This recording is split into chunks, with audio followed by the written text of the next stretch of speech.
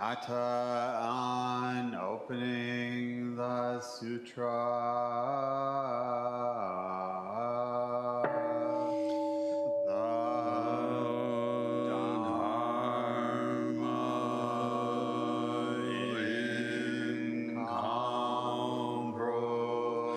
Incomparably profound and infinitely subtle is rarely encountered even in millions of ages. Now we see it, hear it, receive and maintain it. May we completely realize the Tathagata's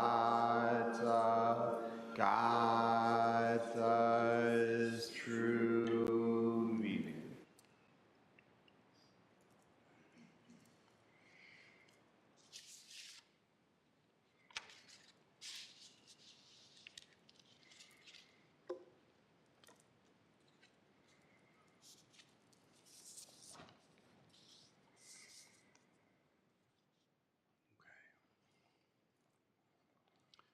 Good morning, everyone. Thank you very much for being here and for practicing. Before I continue on with the Lankavatara discourse, I'd like to express what an exquisite morning it was for me. I got to sit. Wow. Mwah. Not too soft, not too hard, not overcooked, not underdone. What a delicious, just delightful meal this morning in the Zendo. The quality of the silence, can you feel how it's, can you feel it? I hope you can feel it. There's different kinds, you know. The quality of the stillness is something very,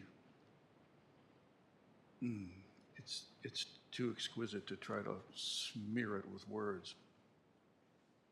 But you have to feel it, and you have to be true still, and true silent, and true awake.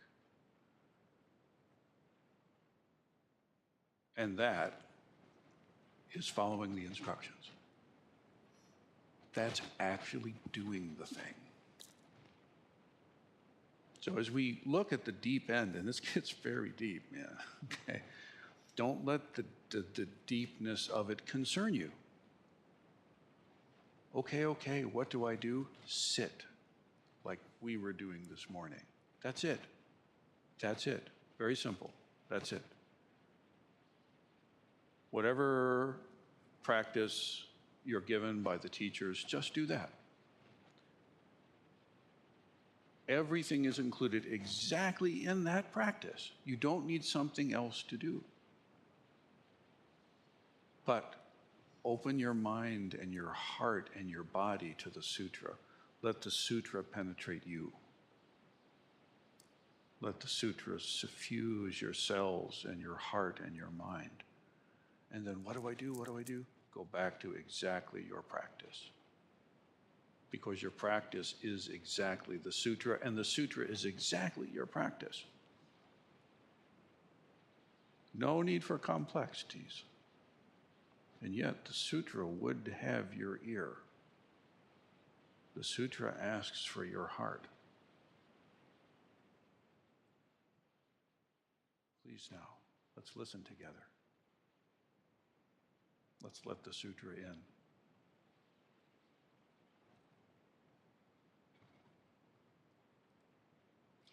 Continues. There are bodhisattvas here and in other Buddha lands who are sincerely devoted to the bodhisattva's mission, and yet who cannot wholly forget the bliss of the samadhis and the peace of nirvana for themselves. The teaching of nirvana, in which there is no substrate left behind, is revealed according to a hidden meaning for the sake of these disciples who still cling to thoughts of nirvana for themselves, that they may be inspired to exert themselves in the bodhisattva's mission of emancipation for all beings. So, there are bodhisattvas here and in other Buddha lands. There are bodhisattvas here and in other Buddha lands. The world of the Lankavatara Sutra is a vast cosmos, shimmering, teeming with life, vast and unknowable, more world systems than grains of sand, more cosmoses than that. The speed of light times itself to the power of 100. It's just beyond. It's vast. It's infinite. It's unknowable, unnameable, uncountable, unquantifiable, unmeasurable.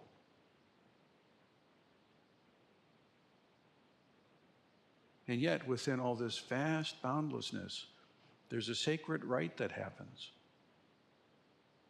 Once every particular measure, the Buddha of the time will materialize in this mythical land that we associate in our world system with Sri Lanka, which, by the way, is troubled right now. I don't know if you're aware, there's been some severe weather. I would encourage folks to consider donating to help. But the cosmic perspective of this is this mythical Lankavatara, Sri Lanka. It's an island. But in the world of the Lankavatara Sutra, it becomes now this mythic place, this island of practice in the midst of this vast, multi-cosmic wide ocean. And once every kalpa, every time, there arises the Buddha of that time in that place.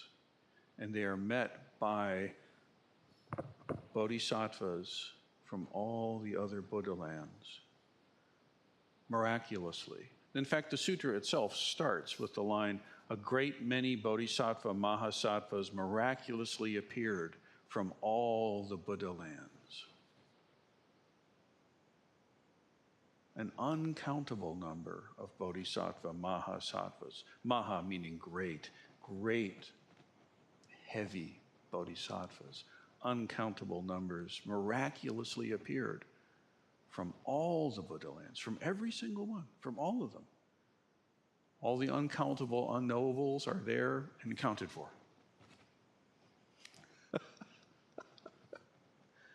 Miraculously, magically. And there's some humans too, some adepts, some disciples. But I want to bring attention to this otherwise perhaps throwaway phrase. There are bodhisattvas here and in other Buddha lands. You see, dear one, if you're in right relationship with the Sangha, you're part of a really big team. You got a lot of friends. You have a lot of connection. Yes, there are a certain number of human beings in this room at this moment, but there are countless mahasattvas. Can you feel them? Do you know they're not different from you? Does this relate to the feeling of Zazen this morning? I wonder.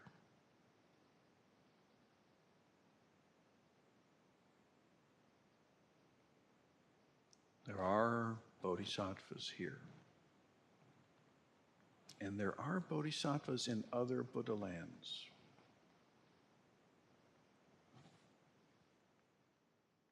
Who are sincerely devoted to the bodhisattva mission.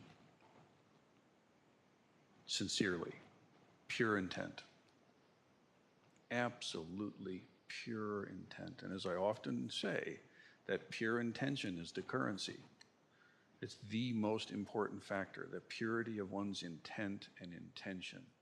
The clarity of the intention, the specificity of the intent, this is absolutely central. The motivation power, the bodhicitta mind. Sincerely devoted, with a warm heart. It's a warm heart, warmth, devoted, not compliant,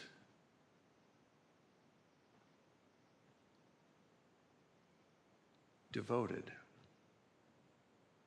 I mean, what we do in this session stuff, this is rigorous, man. This is very, very demanding. And you know, you can, if you haven't, you can try and be all compliant with it, but you're just going to end up hating life.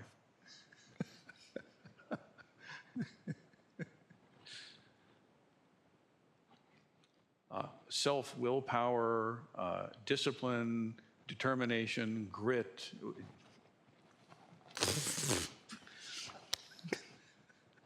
I mean, there's time for it, I get it. But really what you want to feel is devotion. Heart first. Devotion.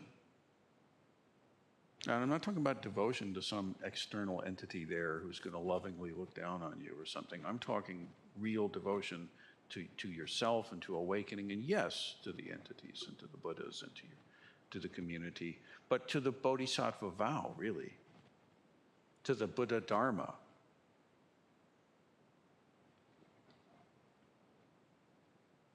Sincerely devoted.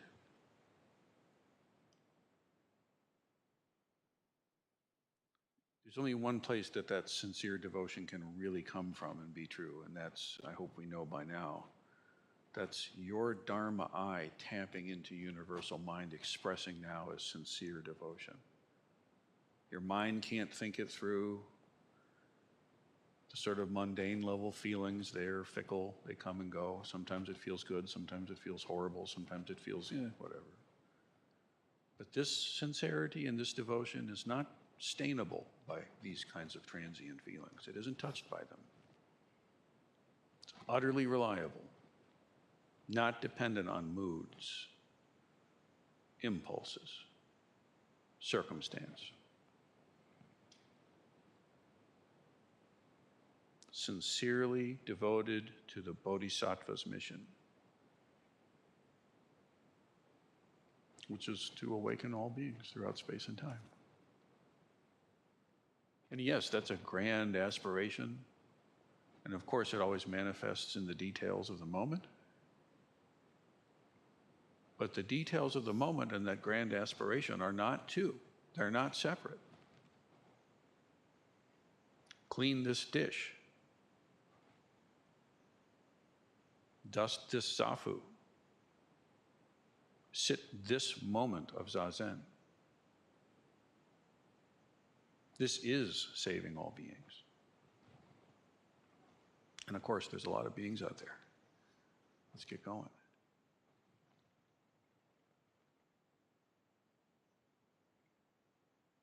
So there are bodhisattvas here and in other Buddha lands who are sincerely devoted to the bodhisattva mission, and yet who cannot, they cannot wholly forget the bliss of the samadhis and the peace of nirvana.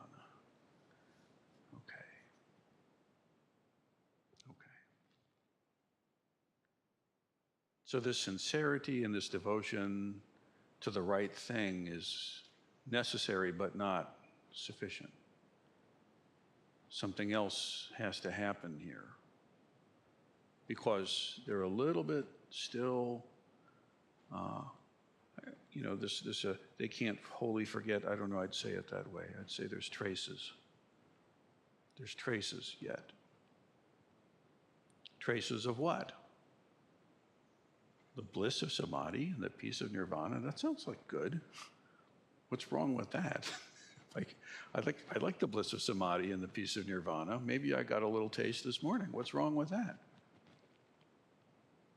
Oh, but dear one, remember the first noble truth.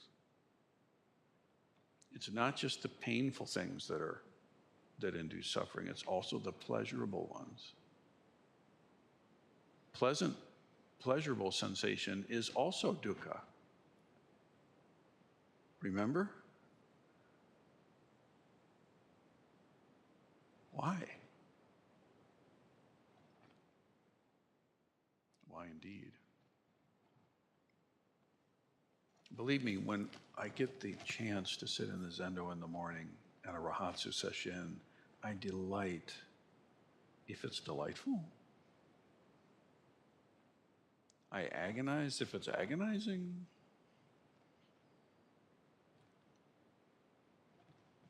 But not clinging to anything.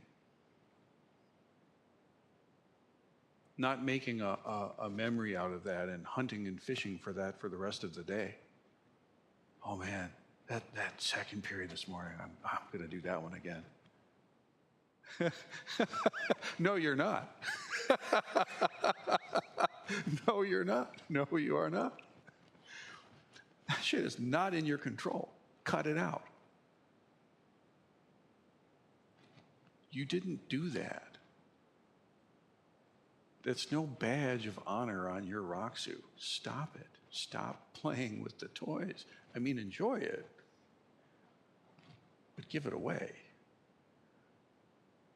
Oh, my practice was so strong. I had this beautiful feeling, you know. Oh, man. Watch out. That's not the right way to relate to a beautiful feeling. That makes the beautiful feeling ugly.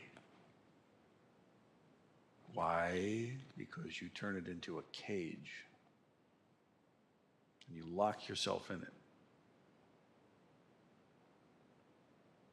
Clearly, that's not acceptable. This is the path of dragons, of freedom. No tethers allowed. Not even to the bliss of samadhis and the peace of nirvana. This trace still lingers, this memory of this beautiful, beautiful morning of Zazen. How perfect it was.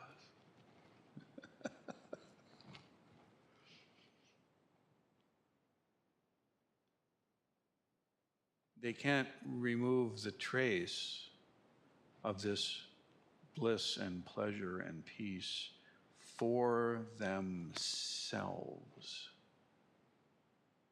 Now, let's be very specific here, okay? What is exactly being referenced to by themselves?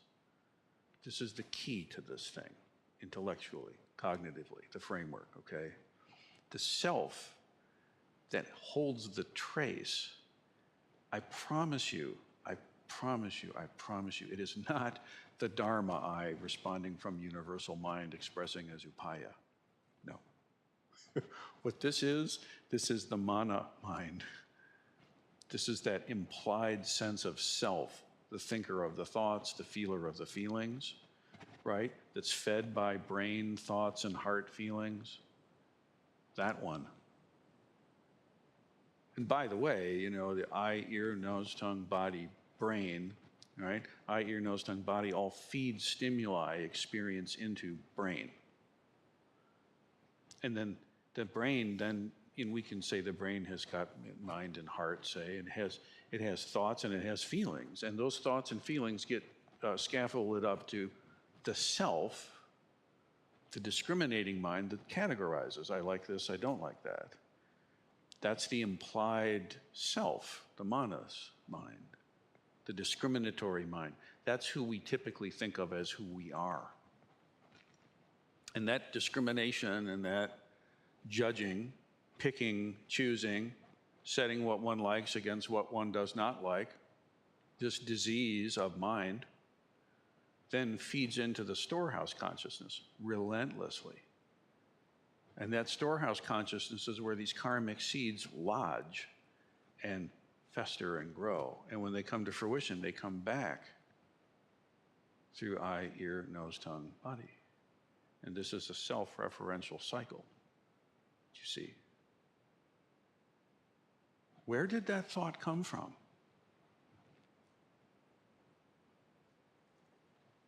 Storehouse consciousness. You need to know how it comes to you. Is this a karmic seed playing out from storehouse consciousness in the sense of self, or is this an impulse of your Dharma eye connecting to Buddha mind? They're not the same. You try to respond to a koan from the storehouse consciousness, memory, kind of thinking, feeling, thoughts stuff, it's not going to happen. Even if you were to stumble or think through something vaguely, in the ballpark, the feeling is not the same. Not all silences are the same. Okay? When it's coming from Buddha mind, universal mind, clear light bliss, self-aware, luminous Buddha mind, through your Dharma eye, expressing as upaya is a very, very clear thing.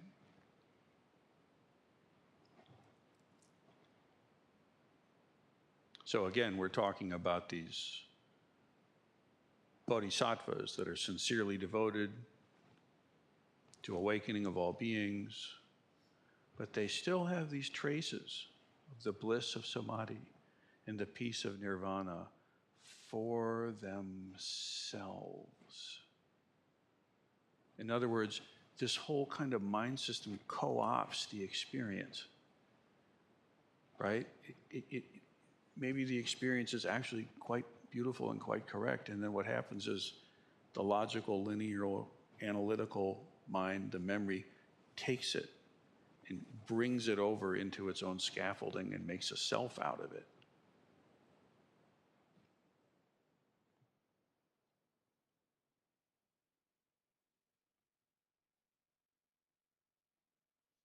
Kind of spooky, huh?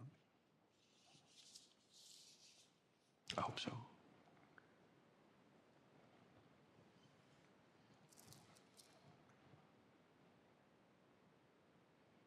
So, the teaching of nirvana in which there is no substrate left behind. The teaching of awakening with no traces. This traceless enlightenment continuing endlessly. This teaching is revealed according to a hidden meaning for the sake of these disciples who still cling to thoughts of nirvana for themselves, that they may be inspired to exert themselves in the Bodhisattva's mission of emancipation for all beings. So it's saying then that there's a revelation, is what it's saying. There's a teaching that comes to help these Bodhisattvas, and it's revealed according to the secret meaning of things. And the sutra doesn't give it. It just says it happens. No. I'll conclude the Teisho.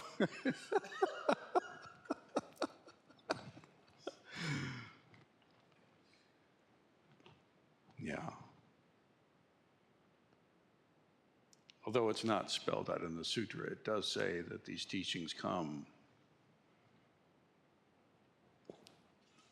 Transformation Buddhas teach this doctrine of nirvana.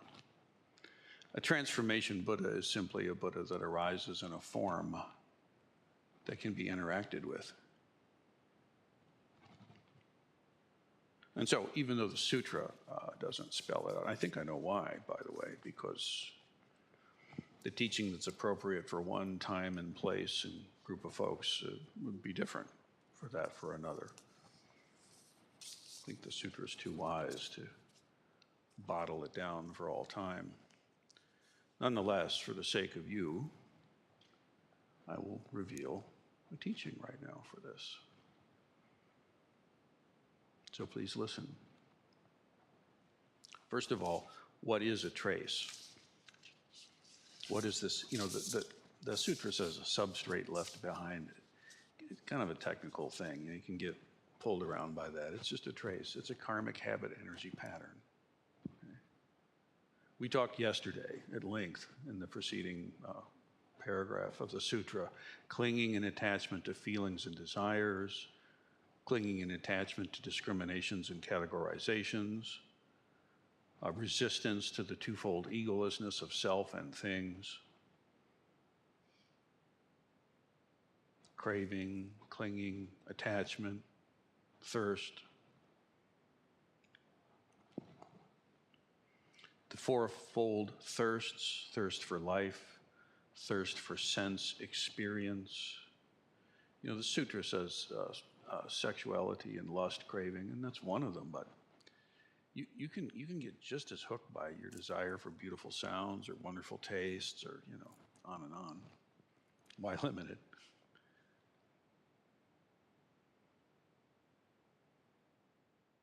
The thirst for learning. Actually, it's the thirst for knowing. I know it. It's not like thirst for yet another degree. I mean, I suppose that could be. But it's really talking about the thirst for needing to know. The intellect mind. Inquiring mind needs to know. That thirst. And of course, the thirst for eternal life. But I ask you, think about some place, some way in which craving, clinging, attachment, thirst has been showing up for you in this retreat. Very practical, very real, very down to this moment. Bring some example to mind for yourself. I will not ask you to share it. But get an object, get a moment, get some experience of this craving, this clinging, this attachment, as it's been showing up for you. And listen. Consider this example of clinging, of craving. Think now of the earth.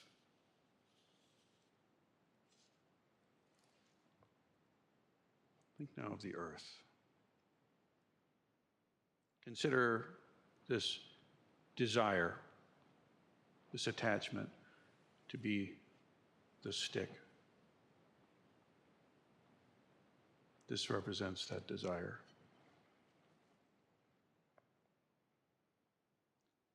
Now, if I take this stick, say, and I go outside and I jam it into the earth and scrape it, you get a scar.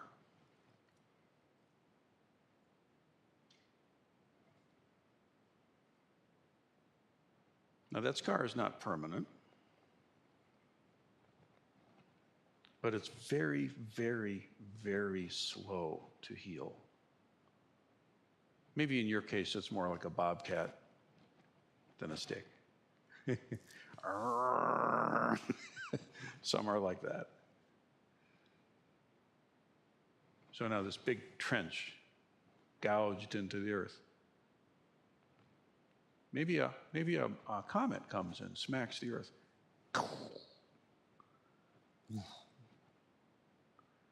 And hundreds of thousands of years later, still the Creator's still sitting there. It's a rodang, but you can still see it. So this trench, this scar, this gouge, is stagnation. It takes that wound and kind of freezes it. It's just a scrape. It keeps the scar isolated, keeps it frozen, kind of stuck, kind of stagnant. Okay. Now from there, consider water. Okay, water. Now if I take the stick, which again is the clinging, the craving, and I take that stick and I drag it through the water, it doesn't leave a scar, but it does create a wake. It makes waves. Okay. Now those waves can feel worse initially. Why? Because they touch everywhere. The little scar in the earth is at least contained. So we think, so we feel. And so, but actually moving to water mind now can feel a little worse because actually that wake just ripples out all over the place. And there's no place that wave won't hit in that pond, say. That one wave will go through the entire pond and touch every corner. And that can feel worse. But it's not. It's actually progress. Why? Because the shock of that desire, the force of it is now circulating. Because it's circulating and there's movement, it can be processed way faster. After all, the scar in the earth is impermanent, but it's on a much slower time scale. But the wake, the waves on the pond, it's going to hurt for a minute here, but they will settle down eventually. It'll take a while, depending how big the wave is. But on any scale, it's going to be way faster. So actually getting this craving, this desire out of a stuck, stagnant place into a place where you can feel it moving and it actually contacts everything else is progress. Because now a wave can settle down. Where's all this happening, by the way? I'm not really talking about the dirt and a pond. I'm talking about you. Mind. Your mind. My mind. Your heart.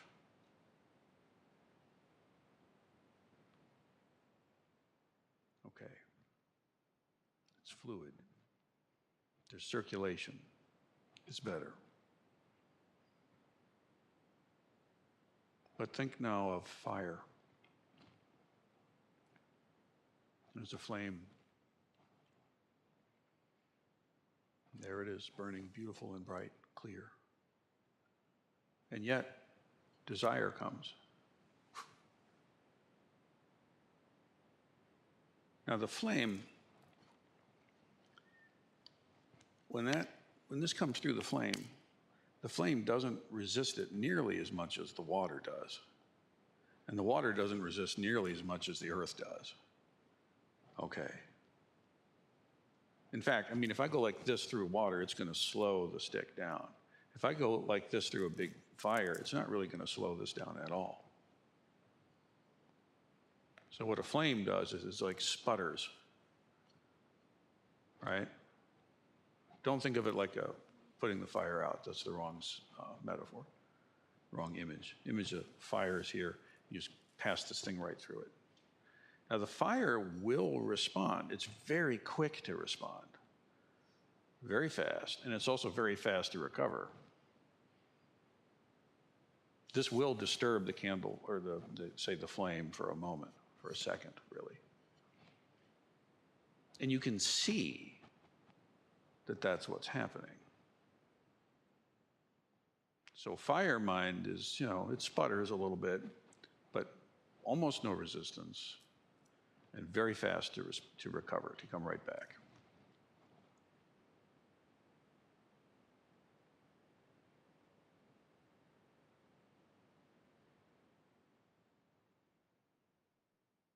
But now, consider air.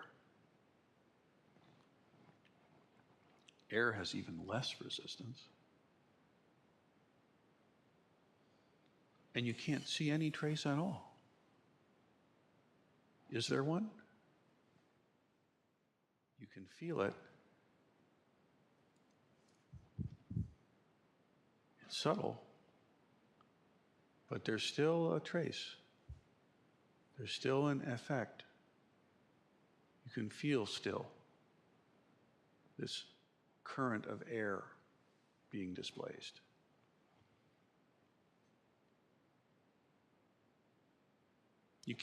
Fire, you can see it. Air, you can't see, but you can still feel. It's not quite traceless yet, is it? You can see how this is moving. Remember, Earth, it sort of like holds the thing in stagnation. It holds that craving, that unwholesome desire in stagnation. Water, it ripples, but can resolve. Right? Fire sputters a little bit, but comes right back. Air, almost traceless, but still a subtle wisp of something you can feel. So what to do? Consider the vacuum of space. The vast emptiness of space. Pure potential. No substance at all. No self at all. No damage at all. No trace at all. Our entire sun careens through some space, and the space is not damaged at all. And as the sun continues on, there is no wake of anything. The whole cosmos, the whole universe is moving. Space itself, traceless. Big sky, traceless mind.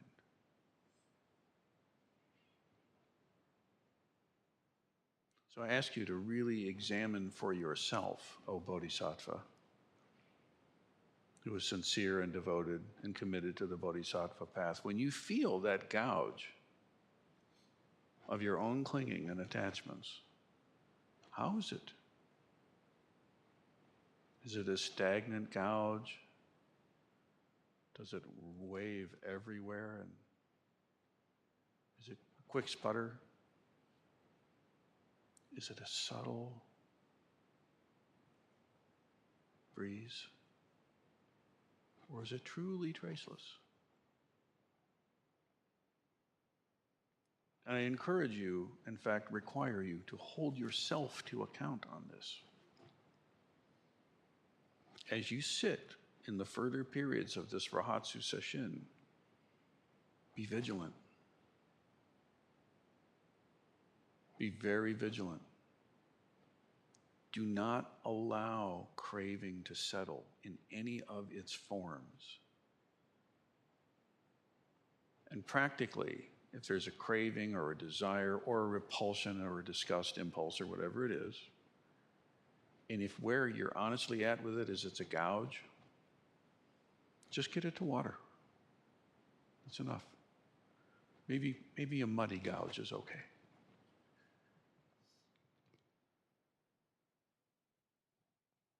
And keep moving it. How do you move it? Is there some other thing you have to go and do? No. Follow the directions. Do your practice. You see, whether a person hears this teaching or not, if they're upright practicing Zazen, this process happens. It's reliable like gravity. If you're actually practicing correctly and enough, and you're in the mandala of practice, in connection with the lineage, it's guaranteed. So you don't have to make this some special other project to take on. Just understand that the koan, the shikantaza, the breath work, concentration, whatever it is we're working on, that's it. And it all comes down to this moment right now. This is it.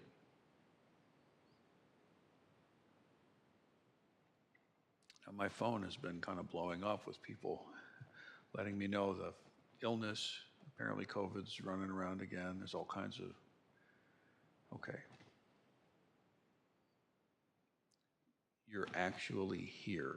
You have the karmic causes and conditions to be in this space. For the sake of all those who would be filling these seats but cannot, I ask you to double your efforts. For them. You and I have the advantage at this moment of being in this room and feeling the energy of it. The vast majority of our fellow Homo sapiens do not. In fact, I'd say most of them. So for the sake of all of them, plus all of the beings suffering in all the other worlds unknown to us at this time, take your practice seriously and make it joyful. Enjoy your practice, but really do the practice. The time is right now. Let's dig in.